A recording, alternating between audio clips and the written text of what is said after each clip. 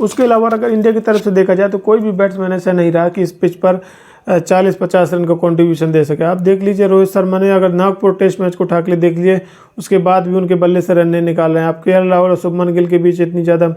बातें कर रहे थे लोग, उनके दोनों के ड्रॉप को लेकर, सिलेक्शन को लेकर, केएल राहुल को ड्रॉप किया जाए कि सिलेक्ट किया जाए, उसको लेकर भी चर्चा चल रही थी। अब वही है कि अब इंडिया भी इस समय बहुत ही पैनिक सिचुएशन खुद क्रिएट कर ली है मुझे लगता है इंडिया ने, क्योंकि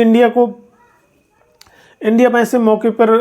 अब आप ऑलरेडी 2 टेस्ट मैच जीत चुके थे, लेकिन आप ऑलरेडी जब 2 टेस्ट मैच जिस प्लेइंग 11 के साथ जीते थे, मुझे लगता है कहीं ना कहीं उसी प्लेइंग 11 के साथ जाना चाहिए था, और इतना ज़्यादा एक्सपेरिमेंट मुझे नहीं लग रहा था। अभी सिचुएशन नहीं थी। अभी मुझे लगता है शुभमन गिल को खिलाने की जो जल्दबाजी इंडिया ने की है, वो कहीं ना कहीं थोड़ा सा, अब वो जो पूरा जो स्पॉट है ओपनिंग वाला, रोहित शर्मा के साथ जो एक ओपनिंग का जो आपको पेयर चाहिए कि रोहित शर्मा के साथ जो ओपनिंग कौन करेगा, वो आप मुझे लगता है पहले उतना ज़्यादा क्वेश्चन मार्क नहीं था। पहले तो ये था कि शुभमन गिल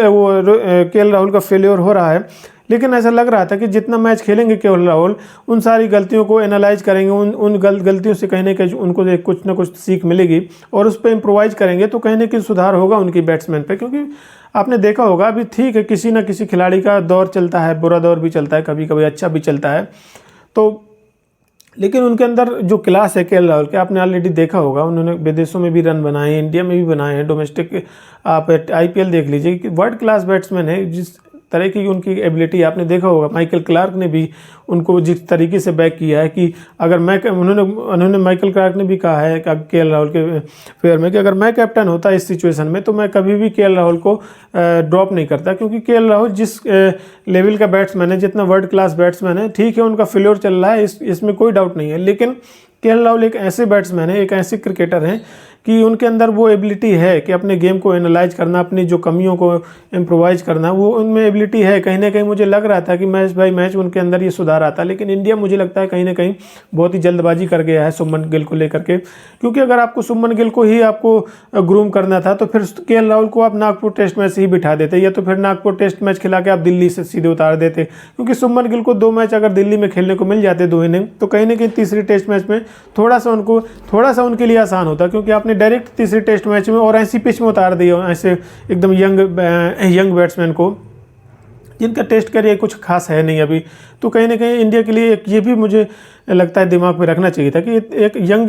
टैलेंट को अभी इतना ज़्यादा आप एक्सपोज नहीं करना चाहिए था, क्योंकि अभी एक्सपेरिमेंट करने का आपके पास अभी समय था नहीं। आपका बिल्कुल जो वर्ल्ड टेस्ट चैंपियनशिप है वो एकदम फाइनल आपका लगा हुआ है, उसके बाद आपको आईपीएल खेलना, जो कि एक बिल्कुल अलग फॉर्मेट है, वहाँ पर जाके आपको अलग लेवल की क्रिकेट खेलनी है। तो कहीं ना कहीं अभी शुभमन गिल को अभी थोड़ा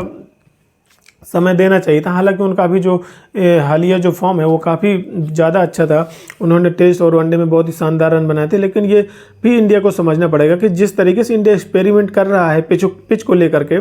उस तरीके से आप ऐसे यंग टैलेंट को एकदम एक्सपोज करना ऐसे ट्रेंडिंग टैग पर, मुझे लगता है बहुत ही मुश्किल काम था। लेकिन अब ये टीम मैनेजमेंट की सोच है कि टीम क्या सोच रही है क्या, और किस तरीके का कॉम्बिनेशन वो लोग अपना माइंडसेट लेके चल रहे हैं वर्ल्ड टेस्ट चैंपियनशिप की, उनकी क्या स्ट्रेटजी है, ये तो खैर वही जान सकते हैं कि उनके मन में क्या चल रहा है। लेकिन अब अगर हम लोग बात करें ओवरऑल जो सिचुएशन है इंडिया की इस समय, वो एक्सपेरिमेंट को लेकर ये है कि इंडिया ने इतना एक्सपेरिमेंट कर दिया केएल राहुल को भी ड्रॉप करके शुभमन, क्योंकि शुरू से ही यही कयास लगाया जा रहा था कि आप ड्रॉप अगर करेंगे अगर केएल राहुल को, अगर शुभमन गिल ने रन नहीं बनाया तो आपको जो ओपनिंग का जो स्लॉट है वो कहीं ना कहीं आपको वैकेंट हो जाएगा, और प्रश्न वो क्वेश्चन मार्क लग जाएगा कहीं ना कहीं कि फिर आप दोनों फेल्योर हो गए तो फिर आप किसको खिलाएंगे, क्योंकि अजिंक्य रहाणे है नहीं टीम में, मयंक अग्रवाल आपके है नहीं, तो फिर अब ओपनिंग कौन करेगा। तो सबसे बड़ा जो क्वेश्चन मार्क था वो ओपनिंग को लेकर के था कि आप ओपनिंग किससे करवाएंगे, क्योंकि 2 ऑप्शन नहीं थे आपको, 2 में से किसी ना एक को आप ज़्यादा से ज़्यादा मैच खिला के, टेस्ट क्रिकेट मैच में मुझे ऐसा लगता है कि जिसको जितने ज़्यादा मौके मिलेंगे वो कहीं ना कहीं टेस्ट क्रिकेट में उसको सीखने का ज़्यादा अवसर मिलेगा। तो राहुल को अगर मुझे लगता है थोड़ा मौका और दिए जाते इंडोर टेस्ट मैच में, 2 इनिंग मिलते, इतना ट्रिकी ट्रैक था, पिच इतनी मुझे लगता है केएल राहुल भी सोच रहे हों कि सही रहा ये टेस्ट मैच निकला है, क्योंकि जो पिच इस तरीके की थी, क्योंकि अगर इस मैच में भी उनका फेल्योर हो जाता तो मुझे लगता है उन पे और ज़्यादा सवाल खड़े होने वाले थे।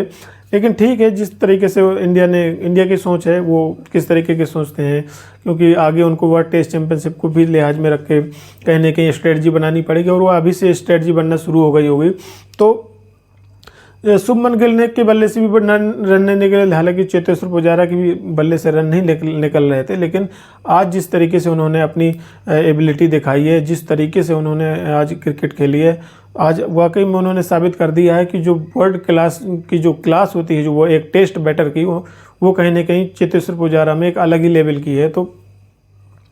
यही एक कारण रहा आज के मैच में कि चेतेश्वर पुजारा की जो बैटिंग है वो इंडिया को कहीं ना कहीं अभी एग्जिस्टेंस बनाए है मैच में। लेकिन अब देखना होगा कि कल किस इंटेंट से बैटिंग होती है। और क्योंकि नागपुर और दिल्ली टेस्ट मैच में हम सवाल पे सवाल यही किए जा रहे थे कि इंडिया कब तक आखिर ये केएल राहुल, वो रविंद्र जडेजा, अश्विन और अक्षर पटेल पर डिपेंड करेगी। आपने देखा होगा कि 2 टेस्ट मैच के बाद अब ये तीनों के बल्ले से रन नहीं निकल रहे, क्योंकि पिच इतनी ज़्यादा मुश्किल हो गई है, क्योंकि अब बैट्समैन ही नहीं रन बना रहे, तो उनके ऊपर सवाल करना मुझे नहीं लगता लाजिम होगा, क्योंकि आपके बैट्समैन ही नहीं ऊपर से रन बना रहे हैं। आप हर मैच में सेम उनसे एक्सपेक्ट नहीं कर सकते कि वो नीचे से आकर आपको रन बनाए, क्योंकि जब आपके ऊपर के मिडिल ऑर्डर, लोअर ऑर्डर नहीं और ओपनिंग ऑर्डर नहीं बना पा रहा है रन, तो उनके लिए तो खैर मुश्किल है, क्योंकि अगर ऊपर से विकेट गिर जाते हैं तो कहीं ना कहीं नीचे वाले बैट्समैनों के लिए काफ़ी मुश्किल हो जाती हैं।